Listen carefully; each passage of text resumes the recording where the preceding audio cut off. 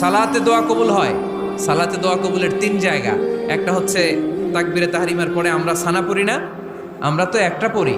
আল্লাহর হাবিব সুন্নাহ এবং নফল নামাজে আরো পড়তেন সানা, ওই দোয়া কবুল হয়। 2 নম্বর জায়গা সালাতে সেজদায় পড়ে দোয়া করলে কবুল হয়। আকরাবু মা ইয়াকুনুল আবদু মির রাব্বিহি ওয়া হুয়া সাজিদ ফাকসিরু ফীহি দুআ।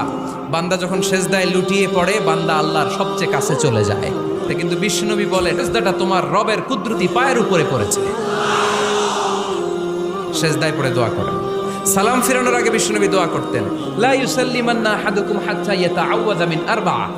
আল্লাহর হাবিব বললেন, 4 জিনিস থেকে পানাহ না আছে আমার কোন উম্মত যেন সালাম না ফিরায়। তারা যেন পড়ে, আল্লাহুম্মা ইন্নী আউযু বিকা মিন আযাবিল কবর, আউযু বিকা মিন আযাবি জাহান্নাম, আউযু বিকা মিন ফিতনাতিল মাহইয়া ওয়াল মামাত, আউযু বিকা মিন ফিতনাতিল মাসিহিদ দাজ্জাল।